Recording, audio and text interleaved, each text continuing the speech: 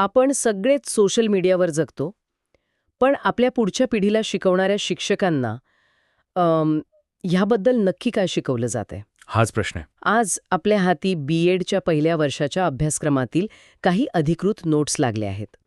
आणि विषय आहे मीडियाचा बालविकासावर होणारा परिणाम. आज आपण या नोट्सच्या जगात डोकावणार आहोत आणि हे तपासणार आहोत की आपल्या भावी शिक्षकांना आजच्या डिजिटल जगासाठी तयार केलं जातंय की 10 वर्षापूर्वीच्या. आणि यातली खरी गंमत ही आहे की या नोट्स म्हणजे शिक्षण व्यवस्थेच्या मनाचा एक आरसा आहेत. बरोबर. ते या प्लॅटफॉर्म्सकडे कसं पाहतात, त्यांना यात संधी दिसते की धोका, की दोन्ही, या नोट्सच्या प्रत्येक शब्दातून आपल्याला याचा अंदाज येतो. चला तर मग बघूया यात काय दडलंय. सुरुवात करूया त्या प्लॅटफॉर्मने ज्याने हे सगळं सुरू केलं, फेसबुक. हो. नोट्समध्ये याची ओळख करून दिली आहे की ही एक इंटरनेट आधारित सेवा आहे जी मित्र आणि कुटुंबाला जोडते. पण एक मिनिट, हा हे आपण 2010 मध्ये बोलत होतो. आत्ताच्या काळातल्या शिक्षकांना हे सांगण्याची गरज आहे का? बरोबर, हाच तर मुद्दा आहे.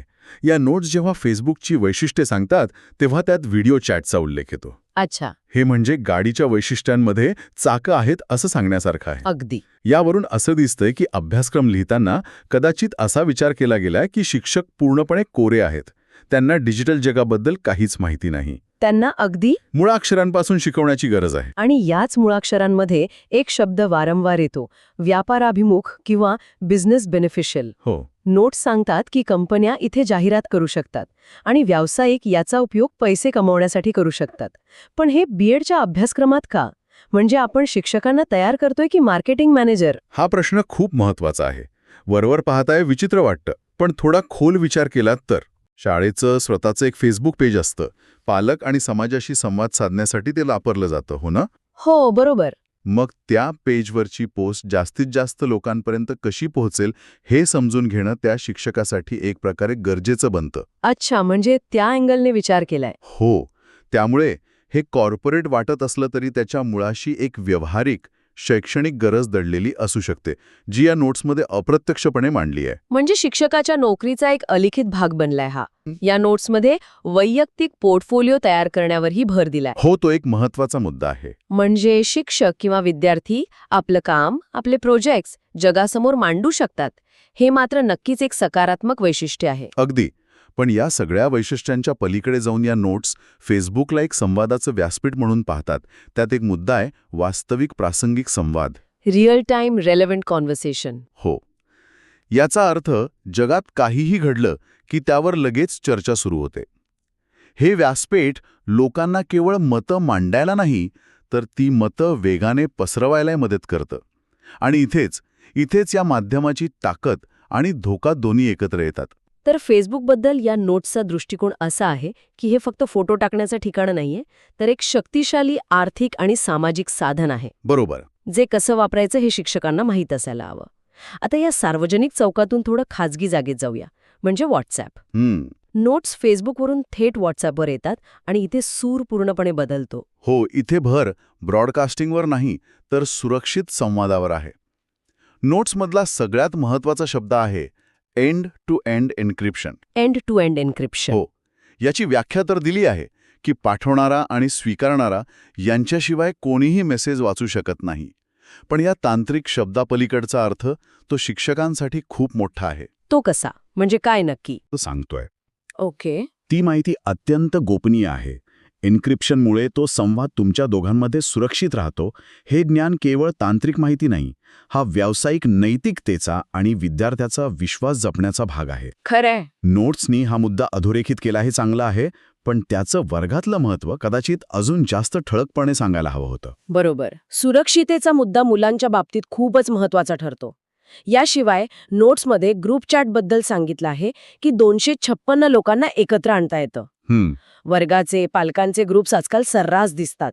पण या नोट्स हे सांगत नाहीत की 256 लोकांच्या ग्रुपमध्ये माहितीचा प्रसार जितक्या वेगाने होतो, तितक्याच वेगाने गैरसमज किंवा चुकीची बातमी पसरण्याचा धोकाही असतो. अगदी बरोबर.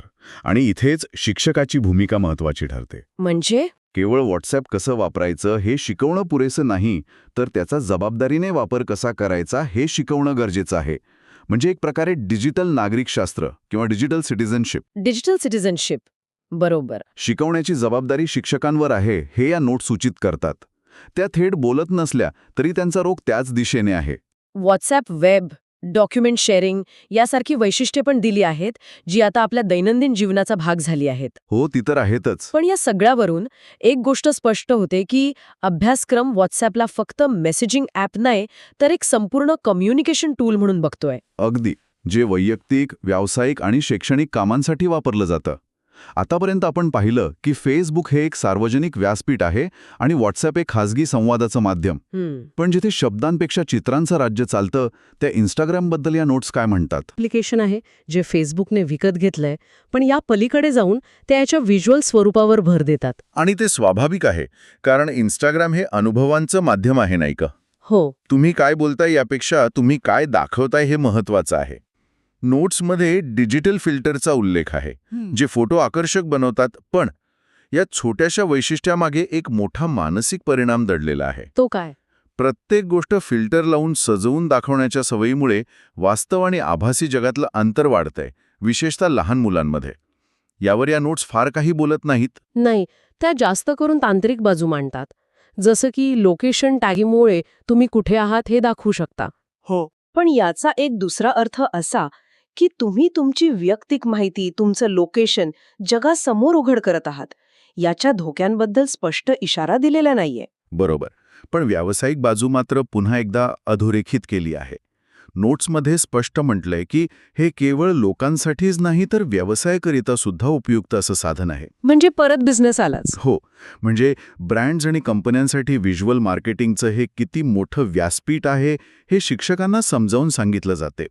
कदाचित शाळेच्या चांगल्या गोष्टी, कार्यक्रम, उपक्रम लोकांपर्यंत पोहोचवण्यासाठी याचा वापर व्हावा अशी अपेक्षा असावी. तर फेसबुक म्हणजेच सार्वजनिक संवाद, व्हॉट्सॲप खासगी संवाद आणि इंस्टाग्राम व्हिज्युअल संवाद, या तिन्ही प्लॅटफॉर्म्सची ओळख करून दिल्यानंतर नोट्स एका मोठ्या आणि महत्त्वाच्या मुद्द्याकडे वळतात.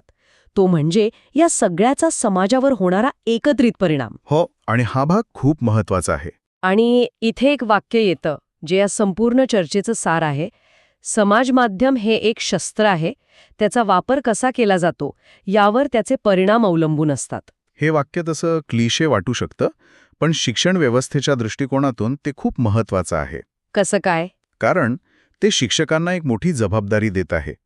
ते सांगत आहेत की तुमच्या हातात एक शक्तिशाली साधन आहे, जे तुम्ही विधायक किंवा विघातक दोन्ही कामांसाठी वापरू शकता. आता निवड तुमची आहे. आणि हे समजावून सांगण्यासाठी नोट्स सकारात्मक आणि नकारात्मक अशा दोन्ही बाजू मांडतात. सकारात्मक बाजू मांडताना त्या थोड्या जड भाषेत बोलतात. एक वाक्य आहे, पॉलिटिकल जागतिक आर्थिक बदलांना विरुद्ध निदर्शने. हो, ती भाषा थोडी क्लिष्ट आहे. याचा सोपा अर्थ काय? याचा सरळ अर्थ असा आहे की जगभरात जेव्हा लोकांना एखादा राजकीय किंवा आर्थिक निर्णय पटत नाही, तेव्हा त्याला विरोध करण्यासाठी लोकांना एकत्र आणण्याचं काम सोशल मीडियानं केलं आहे. अच्छा, म्हणजे चळवळी वगैरे. अगदी. अरब स्प्रिंगसारखी अनेक उदाहरणं आहेत. ही या माध्यमाची लोकशाहीवादी ताकद आहे, जी या नोट्सना महत्वाची वाटते. जनजागृती आणि सामाजिक चळवळींना बळ देण्याचं काम या माध्यमांनी केलं आहे. ही झाली एक बाजू. पण दुसऱ्या बाजूला धोक्यांची एक मोठी यादीच दिली आहे. Cyber bullying, internet trolling, phishing, ओळख चोरी, आयडेंटिटी थेफ्ट आणि बनावट बातम्या. हे शब्द आजकाल आपल्या कानावर सतत पडत असतात. हो. आणि इथे नोट्स एक अतिशय गंभीर इशारा देतात. त्या म्हणतात, फेसबुकवर आपण आपल्या संबंधीची आवडीनिवडी, पत्ते, फोटो वगैरे माहिती संपूर्ण जगाला उघड करतो. या माहितीचा गैरवापर करणाऱ्या अनेक टोळ्या तयार झाल्या आहेत. बापरे. हा इशारा थेट आणि महत्वाचा आहे, कारण लहान मुलं आणि किशोरवयीन मुलं या धोक्यांना सहज बळी पडू शकतात. आपली किती माहिती शेअर करायची याचं भान त्यांना नसतं आणि ते शिकवणं हे शिक्षकाचं काम आहे. या नोट्समध्ये आभासी ओळखीचा म्हणजे व्हर्च्युअल आयडेंटिटीचा मुद्दाही मांडला आहे. हो, सोशल मीडियावर आपण स्वतःची एक प्रतिमा तयार करतो, जी खऱ्या आयुष्यापेक्षा खूप वेगळी असू शकते. पण ही प्रतिमा खरी आहे की खोटी हे तपासण्याची कोणतीही सोय नाही. बरोबर. आणि त्यामुळे फसवणुकीचे प्रकार वाढले आहेत. या सगळ्या विश्लेषणातून एक गोष्ट स्पष्ट होते. कोणती? या नोट्स भावी शिक्षकांना सांगत आहेत की टेक्नॉलॉजी आता वर्गाच्या बाहेरची गोष्ट राहिलेली नाही. ती वर्गात आलीये, मुलांच्या हातात आलीये. त्यामुळे तुम्ही त्याकडे दुर्लक्ष करू शकत नाही. तुम्हाला या जगात एक मार्गदर्शक बनावा लागेल. तर या सगळ्याचा शेवटचा अर्थ काय निघतो? या बीएडच्या नोट्समधून आपल्याला काय शिकायला मिळतं? असं वाटतंय की शिक्षण व्यवस्था या बदलांना स्वीकारत आहे, पण थोडी सावधगिरीने. अगदी. या नोट्समधून हेच दिसतं की शिक्षण व्यवस्थेला या माध्यमांची ताकद आणि धोके दोन्ही माहीत आहेत. त्यांना शिक्षकांना केवळ टेक्नॉलॉजी कशी वापरायची हे नाही, तर ती जबाबदारीने आणि सुरक्षितपणे कशी वापरायची हे शिकवायचं आहे. विद्यार्थ्यांना केवळ माहिती देणारा नाही, तर त्यांना या डिजिटल जगात शहाणपणाने वागायला शिकवणारा शिक्षक त्यांना घडवायचा आहे. खरंय. या नोट्स आपल्याला फक्त 3 ॲप्सबद्दल नाही, तर आपल्या समाजाच्या भविष्याबद्दल विचार करायला लावतात. ही साधनं समाज घडवूही शकतात आणि बिघडवूही शकतात. आणि त्याची चावी कुठेतरी शिक्षकांच्या हातात दिली जातेय. या संपूर्ण चर्चेतून एक विचार मनात येतो. या नोट्स आजच्या फेसबुक, व्हॉट्सॲप आणि इन्स्टाग्रामवर बोलतात. पण टेक्नॉलॉजी प्रचंड वेगाने बदलतीये. हो, रोज नवीन काहीतरी येतं. उद्या जेव्हा मेटावर्स किंवा पूर्णपणे कृत्रिम बुद्धिमत्तेवर म्हणजे एआयवर चालणारी सोशल नेटवर्क्स येतील, तेव्हा मुलांच्या मानसिक आणि सामाजिक विकासावर होणारे परिणाम खूप वेगळे असतील. त्या नव्या आव्हानांसाठी आपला हा अभ्यासक्रम आणि आपले शिक्षक तयार आहेत का? हा आजच्या चर्चेनंतरचा खरा प्रश्न आहे.